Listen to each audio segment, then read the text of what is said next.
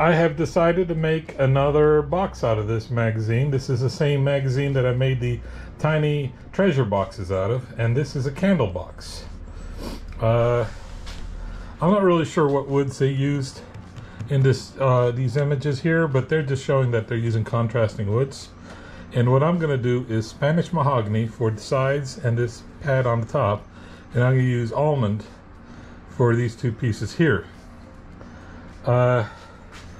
Once again, I've mentioned this before in several of my other videos. When you're milling your own wood and you've air dried your wood, you don't know what you have until you've milled it. So I've got way more wood than I think I'm going to need. Who knows? Maybe not enough. We'll see. We'll just get milling. Alright, hopefully this is going to be enough. So that wasn't almond wood, it was camphor again. So once again my shop smells like cough syrup. Anyways, and this is still Spanish mahogany, I was correct on that one. And this is the extras. The slabs are made, and now it's time to start making them into pieces. So what I'm going to do is thickness first. Off to the bandsaw.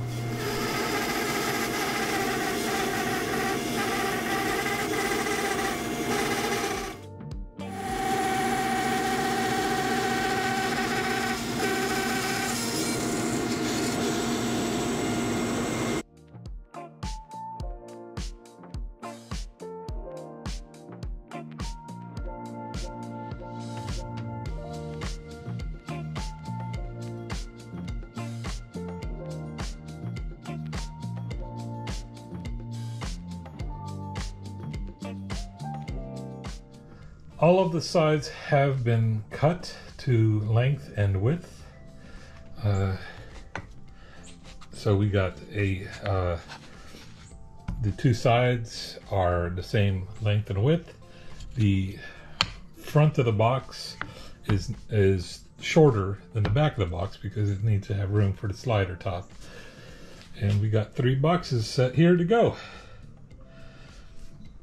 Next is dovetailing. Ugh. I wish I was better at that, but here we go.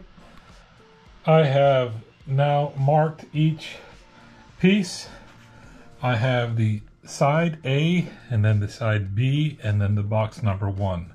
I marked up. And then B, 1C, C, 1D, and D, 1A, all up. And then same thing with 2 and 3. So next step is to mark out the dovetails, and the first thing is that I'm going to mark out the height of each of the boxes. Now these are all the same thickness, so I don't have to worry about adjusting them between side. So I'm going to mark each side, the depth of the dovetail, and then I'm going to use this dovetail marking jig and then mark the actual dovetails.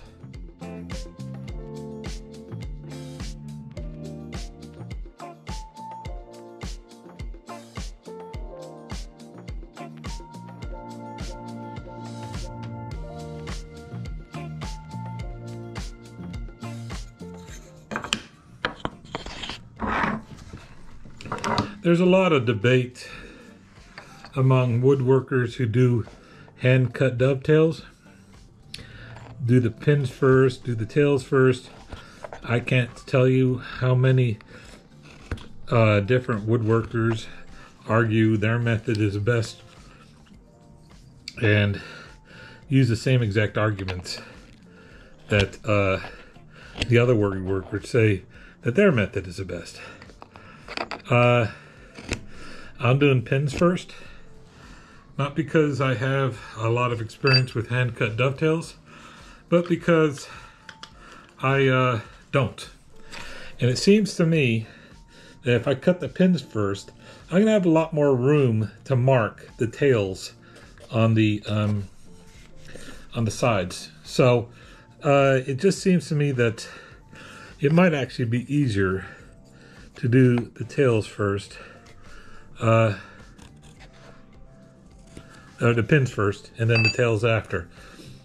But I am not a expert at this by far, so we'll learn together, honestly. I got this project kit for a Mox and Vise. It's the hardware for the Mox and Vise. And the idea of the Mox and Vise is that it allows you to work at a higher level on your bench that's more comfortable to you for doing joinery. I haven't done it yet, and I'm really kind of wishing I had. My back's killing me right now. So I'm pretty much done for today, and we will continue this adventure tomorrow.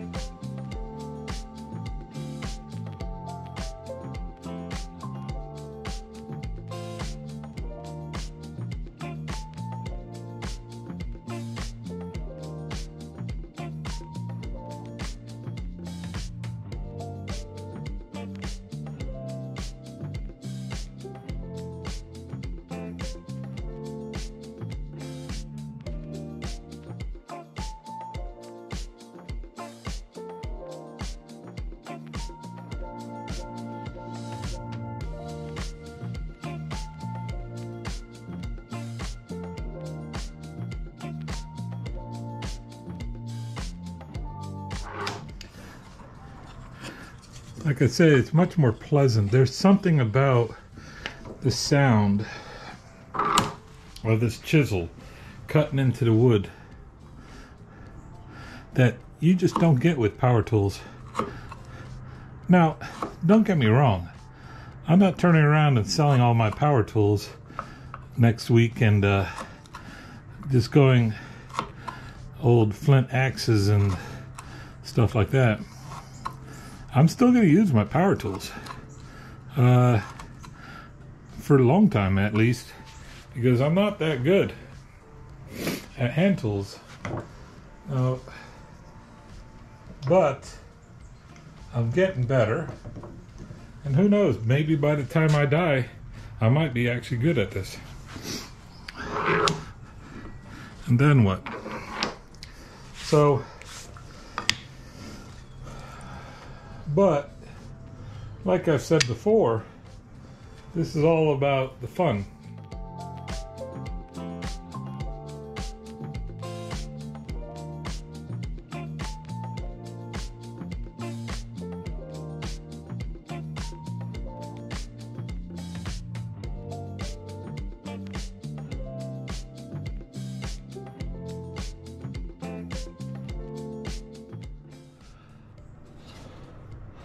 Well, not too bad for a person that's not very good at this.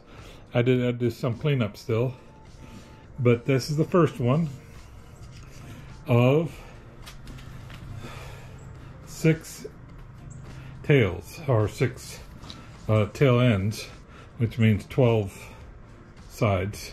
And then I got to do the same thing for the, or I said tails, I mean pins.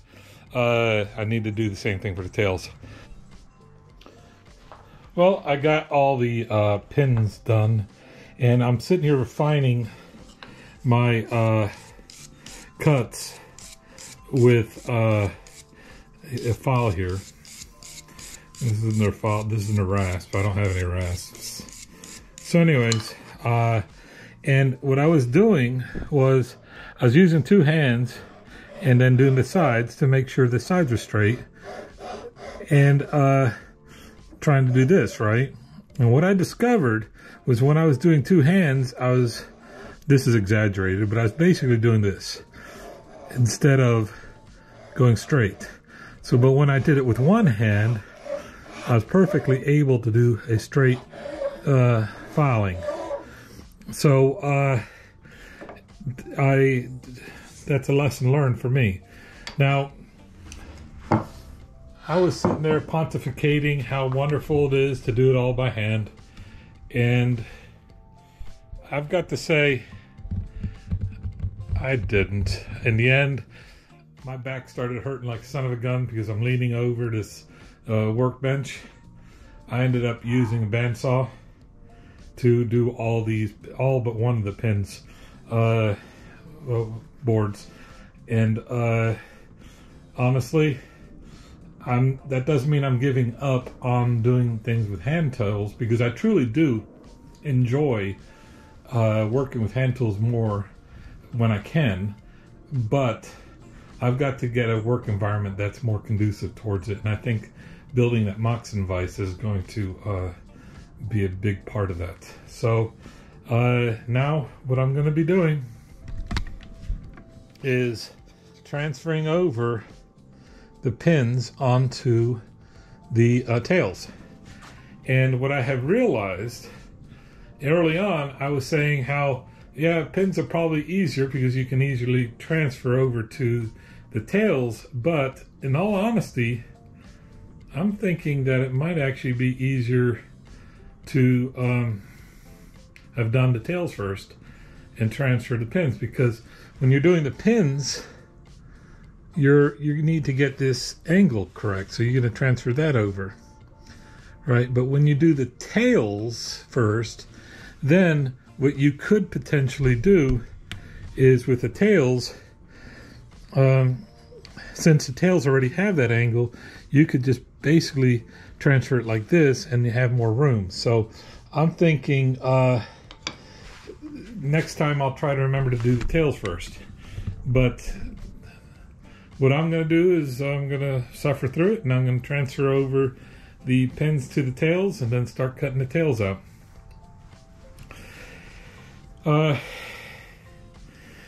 Since each one of these are basically different, you know, one of the advantages of using power tools is that you can be very good at making the exact same cut every single time, and you can set up jigs very easily to do that. But since each one of these is different, I'm basically going to transfer the pins on, then I'm going to cut the pins out and for the tails, and then I'm going to fit them and then go to the next one. In all honesty, transferring the angles for these pins onto the tail boards using a regular pencil was a mistake. The pencil is not nearly accurate enough for this effort. It made a lot of extra work for me.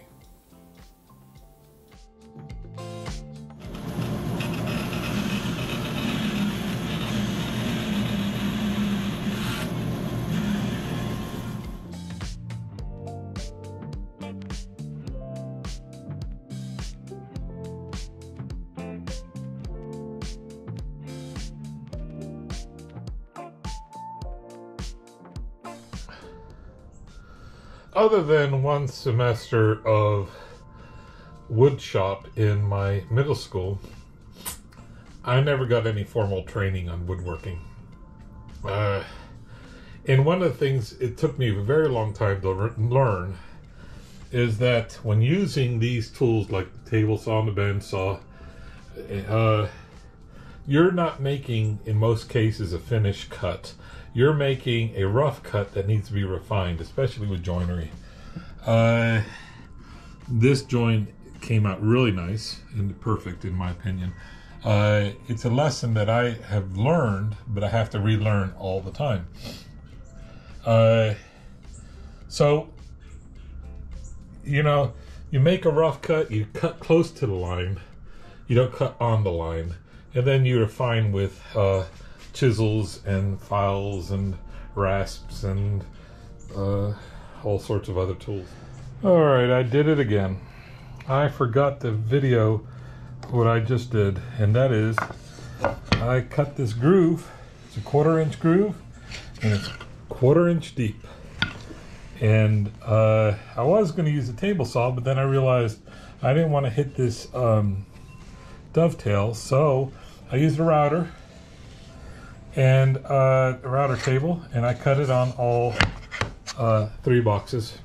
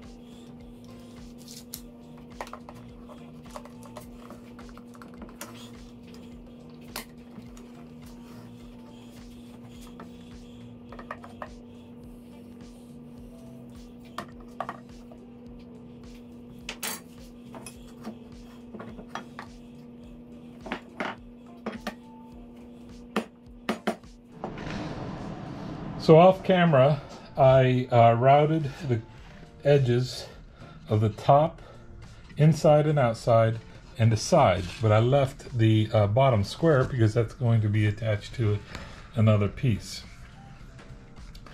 I used a 1/8 of inch router to roll over and round over, and now I'm going to do wood ebonizer. Now a smarter man would go ahead and do a test piece and see what it does, and I'm just going to go for it, see what happens. I have yet to see where this wood ebonizer did anything I didn't like.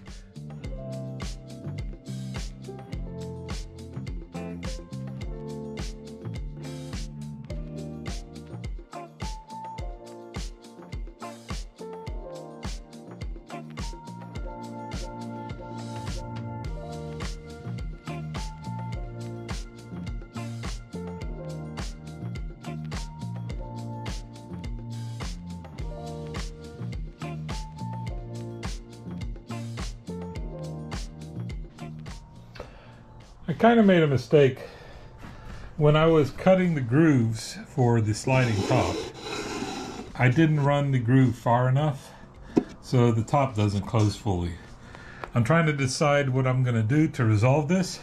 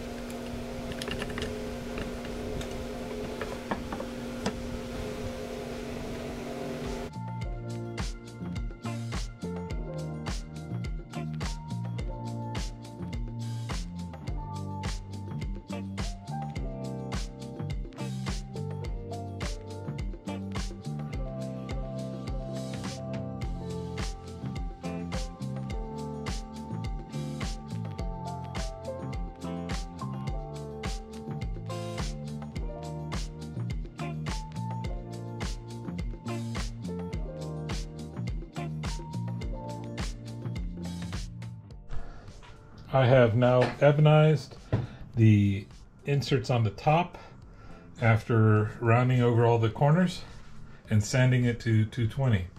So next step is I'm going to, believe it or not, sand off a lot of this ebonizer because I really don't want the wood to be black, but I do want some black in a random pattern on it. I ended up sanding the wood ebonizer off at 320 grit. It made a super smooth surface, and it took the polyurethane clear coat that I sprayed on top of it very nicely. I think they came out looking really good.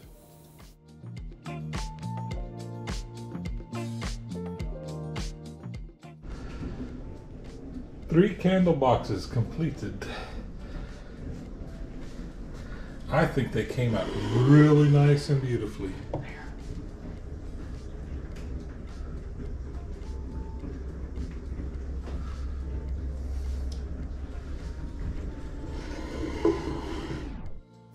Awesome! Finally, just remember, after every woodworking project, you should always count your fingers. You end with 10, good job.